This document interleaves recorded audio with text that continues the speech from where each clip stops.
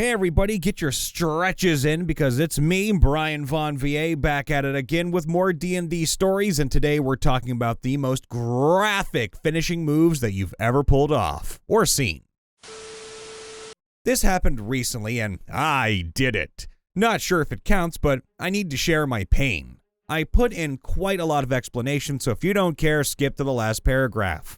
Walking into a new town, our party sees a young elven girl posting a wanted poster. She looked real edgy with her black robes and her rat's nest hair, so we kinda knew to be careful. But still, we proceeded with her questline. The poster was about a stolen necklace that had been taken by a gold dragon wormling. Weird, but still reward and dragon horde at the end, so we weren't about to ignore it. We followed the directions the girl gave us to the wormling's cave. We sent 2 of the party members with dark vision in first and had them make sure the dragon knew we weren't here to cause harm. We just wanted the necklace. Being a wormling, we soon found out it was too young to know common. Still, we managed to communicate with it through signs and drawings. Our monk rolled 2 nat 20s when making an advantage roll to draw our intentions, so it didn't attack. Our wizard cast comprehend languages, and a few minutes later, we learned this necklace was a hearthstone being used for evil. The wormling told us it would go back to take the component pouch from what we now know to be a night hag tonight. Now, the thing is, the cave was about 12 hours away at least from the town, and we hadn't rested since the beginning of our travels to this new town. So we stayed in the cave with this baby dragon and made friends with it. My warlock especially loved him, and even though they couldn't communicate, the whole party made friends with him. And we were making plans to adopt him. The monk was planning on taking the way of the dragon or whatever the subclass is, so he could speak with it soon. We were level 2. We stay the night and make camp in the cave since we couldn't take another 12-hour walk into town. Morning comes and, yeah, the wormling hasn't come back. We already know. But we've all got that spark of hope in our hearts while we run back to town. The adrenaline of maybe losing our new baby cutting the time by at least a few hours. Obviously, we were too late, and the first thing we see when entering town is the slashed and gored body of our baby. We all swear revenge at this point, me and the monk especially. The 3 others in our party go to the hag and pretend that we didn't know what she is. Meanwhile, myself and the monk buy a cart specifically to carry the wormling and ride all the way back to his cave. We hid the cart and set up an ambush. We told the hag there were too many necklaces in the hoard to know which one was hers, so she came to find her hearthstone, and we jumped on her like wild dogs. The DM allowed me and the monk bonus rage stats for the fight, and she used the stats of a green hag to not TPK our second level party. I'm a warlock undead patron, so I managed to frighten her and hex her charisma, which basically means she has no chance of lying to us unless the DM cheats the rolls. The fighter and the Warforged druid have to restrain me while the monk meditates to not immediately kill her. The party wanted to ask her if she knew anything about the drugs that had been killing people in her dorm. Turns out it was her. Not really important. What she matters is she killed my baby. Now, to answer your question, the fighter had tied her up in rope and threw her onto the dirt while I took the wormling's body out of the cart and gently laid it down in front of her. I forced her to look at the dragon while I pressed her head as hard as I could against the dirt. I then told my DM I'd like to use chill touch, and so I slowly rotted away her skin and decayed her bones with my hands until her skull was soft enough for me to crush it against the ground. I collected what was left of her head in a pouch, as there was just enough of her left to get the components for Animate Dead, which I will learn at level 5 through my homebrew stuff.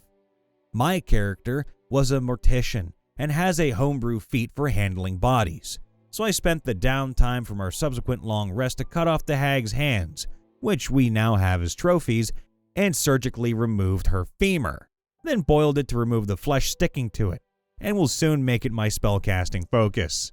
The last thing I did before ending the session was mummify the wormling so that his corpse doesn't smell too bad until we have the money to resurrect him.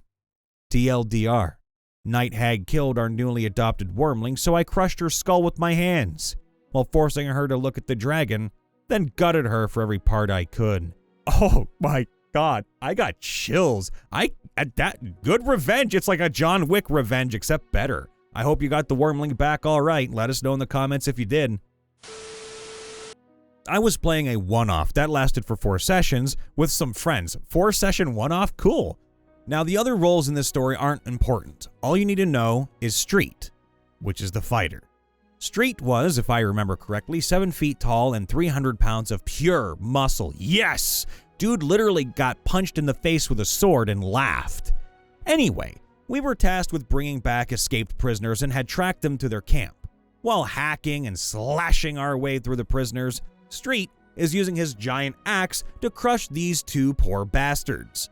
Bastard 1 goes down, and Street describes in his slow, gentle, Forrest Gump voice how he slices this man's arms off in 2 swings, and on the 3rd swing, opens this man up like a hoagie sandwich from head to toe. His poor bastard friend freezes in shock, and Street gets an attack of opportunity. 1 slash, man falls down. Man starts crawling away. 2nd hit lands square in his back, paralyzing him. For the final blow, Street literally walks over this poor, dying prisoner who in reality was in for stealing livestock or some petty shit, and crushes his head with his heel as he faces the next enemy. Alternatively, we were just running another one-shot. The character in question is a super OP build brought to us by the mind of Wheel Fu. Wheel Fu was a turtle blood hunter. Basically Warmonger from Black Panther, but in TMNT form. The first enemies we met in this one-shot are basically a bunch of harpies. After a few rounds of embarrassing combat, mostly on my part, Teenage Mutant Ninja Turtle comes barreling in all 400 pounds worth and proceeds to make minced meat of the harpies. The last one, he runs through with his glaive, unleashes its electrical damage, which basically deep fries the harpy, then eats it to regain a little health at the DM's discretion. Listen, that's the way you don't waste any meat. My players are facing a Medusa, who was in the middle of transforming into a bone naga. That's really bad. The Artificer gunsmith in the party had just recently gotten to 3rd level, and in a panic, she made her first Eldritch Cannon. Her first one. In the heat of battle, she made it as basic as she could, a blunt but effective instrument looking like a basic cast cannon. The only difference, duck feet. Fucking duck feet. Directly after this, the paladin and monk both got petrified. She was by herself, the Medusa quartering herself between a wall and 2 statues. The Artificer cast magic missile, and then the first cannon shot, killing the Medusa. The Medusa is hit by pure magical energy and pushed into the wall and splats against it. Her body explodes into gore, and oddly enough, snakes. The stench of her insides give you the feeling that the snakes were eating away at her and rotting her from the inside out. The ensuing splatter of the blast covering the wall behind her and covering the 2 statues that were once your friends. As her steaming giblets cool, you hear a slight cracking and soon coughing and gagging coming from your fallen friends, now covered in guts and half-rotten snakes. Shortly thereafter, followed by a nice plat, plat, plat, and high-pitched whine as the duck cannon charges another blast at the sight of new flesh and blood. I even made a new Roll20 token specifically for the duck-footed cannon, affectionately called the Goose Cannon. Oh no, the goose is loose! Consignment to the Flame. Lawful evil light cleric of Kasuth. He is focused on flames, destruction, and purging of those who are heretical to his cause. Along with his conquest paladin brother, it was a 2-character game. If you get 40k vibes from that description, oh, it was intentional. Anyway, a heretic was beaten down near death. The cleric says, "I will grant your soul a reprieve from agony, should you give your will up to Kasuth." If they refused, they would essentially be tortured until they gave in. But when they finally agreed, he would pull an iron mask out of his backpack and attach it to the face of the person in question. He then secured it with iron chains around the back of the head and under the jaw so that it could not be easily removed. At this point, he prays over the terrified victim and then yells, "I consign your soul to the guiding flames of Kossuth!" and casts heat metal on the mask as his brother, the paladin, cuts their bonds.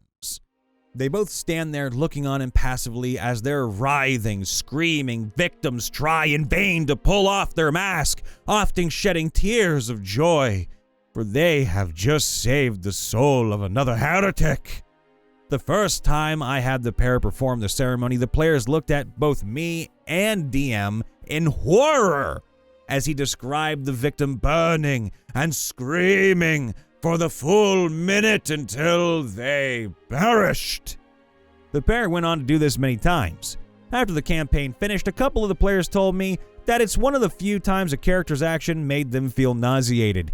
Yeah, I hope you had a little bit of love in between there because, I don't know. Even me, Mr. Happy-Go-Lucky Gore Man himself, probably finds that a little bit gross. Ooh, I'll start at the beginning. I began our new adventure by describing the tavern.